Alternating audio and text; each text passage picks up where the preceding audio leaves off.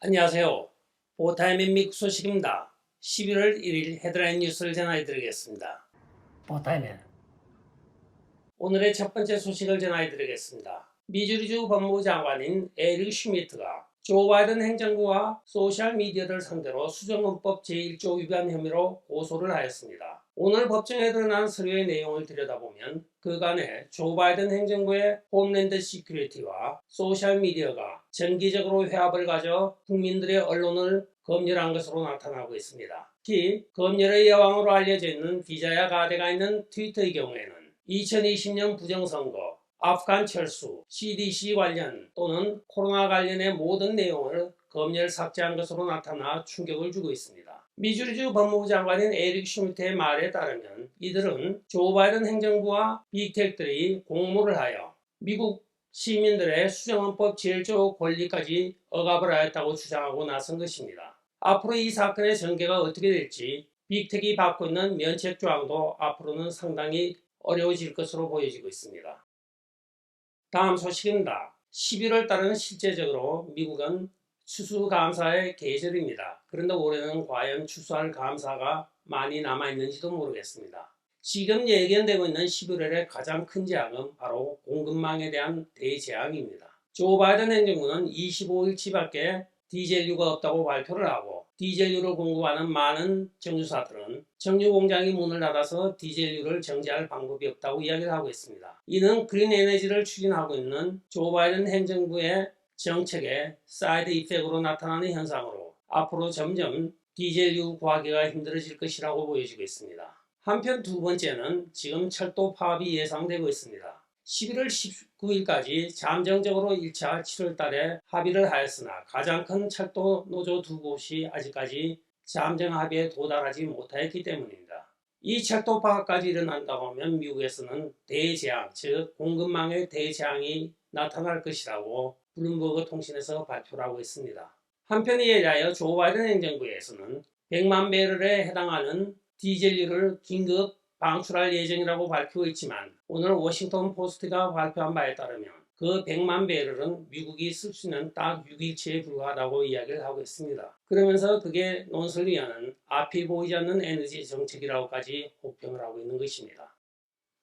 다음 소식입니다. 조기 투표가 시행되고 있는 가운데 중간 투표가 8일 남았습니다. 오바마 전직 대통령은 조지아, 미시간, 위스콘신을 돌아서 네바다와 펜실베니아로 향하고 있습니다. 보통 전직 대통령과 현직 대통령이 자기 자당의 후보를 지원하기 위하여 이 스윙 스테이트를 돌던 것은 기본 관리였습니다. 그런데 올해는 이상하게 조 바이든은 아무데도 나타나고 있지 않습니다. 외곽만 돌고 있고 주로 이 스윙 스테이트에는 오바마가 가서 연설을 하고 있으나 별 효과는 없는 것으로 보여지고 있습니다. 기자들이 백악관에서 왜 조 바이든이 스윙 스테이트에 가서 경합을 벌이고 있는 상원 후보자들을 지지하지 않느냐고 하니 장 페르 대변인은 그저 웃기만 합니다. 참 간단한 대답입니다. 그냥 웃지요. 조 바이든이 아마도 스윙 스테이트에 가서 연설하기가 겁이 났던 모양입니다. 그게 유권자들이 상당히 지금 업셋이 되어 있는 상황이기 때문입니다. 오바마의 경우에도 결코 좋은 소리는 못 듣고 있습니다. 유세장마다 미스터 오바마, 미스터 프레지던트 하면서 조롱 섞인 야유가 마구 쏟아지고 있는 가운데 묵묵히 그래도 열심히 그의 궤변을 도로하고 있습니다.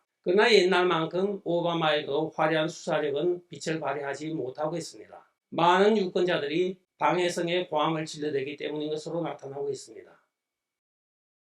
다음 소식입니다. 뉴욕 경찰청에는 조 바이든을 피더필리아, 즉 소아성애자로 수사하는 전화가 매일매일 빗발치고 있다고는 전해지고 있습니다.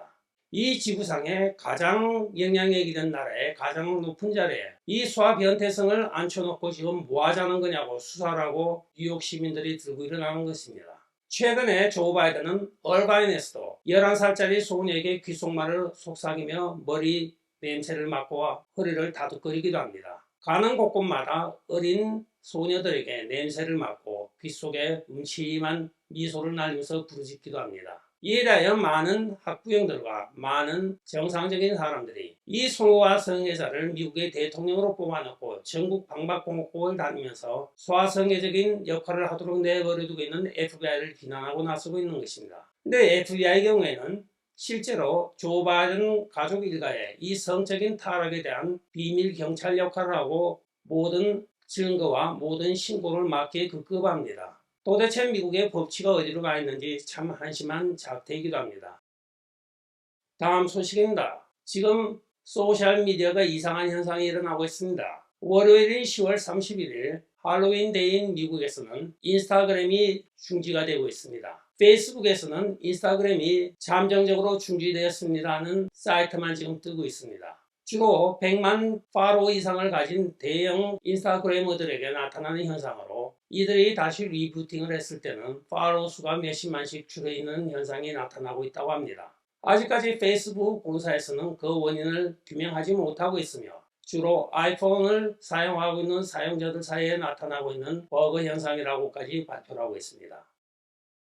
다음 소식입니다. 앞으로 트위터를 사용하는데 브루트윗이라고 하여 약 20불 가까운 금액을 우리가 내야만 특별 사용이 가능한 것으로 밝혀지고 있습니다. 직원의 50%를 저는 감산하는 것으로 밝혀지고 있으며 또한 트위터엔 그간에 우리가 몰랐던 트위터 블루라고 하는 프리미엄 계정이 있었습니다. 4불 99를 내고 써왔던 그 계정이 19불 99로 올라가는 것입니다. 우리 같은 일반 사용자는 해당이 없습니다. 과연 그 패키지는 무엇인지 궁금하기도 한데 아마도 돈을 냈으니까 그만큼 특별한 패키지는 분명하겠죠. 11월부터 시행되는 이것은 90일 안에 새로운 패키지로 가입하지 않으면 트위터 계정이 정지된다고까지 전해지고 있습니다.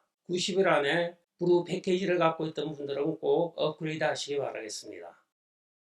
오늘의 마지막 소식을 전해드리겠습니다. 연이은 폴 펠로시 사건입니다. 폴 펠로시를 가해한 딥페퍼는 지금 연방 기소를 당해 있습니다. 그런데 오늘 추가적으로 밝혀진 바에 따르면 그는 미국에 불법 체류하고 있는 이민자임이 밝혀졌습니다. 또한 폴 펠로시는 샌프란시스코 베이 일대에서 게이로 소문이 나 있었습니다.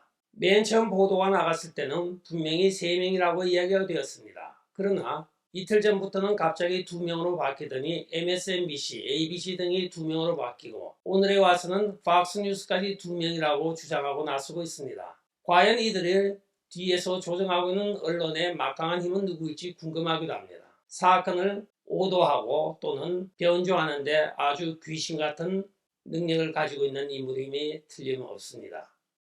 끝까지 시청해 주셔서 감사합니다. 좋아요, 구독, 알림, 그리고 공유 부탁드리고 댓글 많이 부탁드리겠습니다. 안녕히 계십시오. 바이.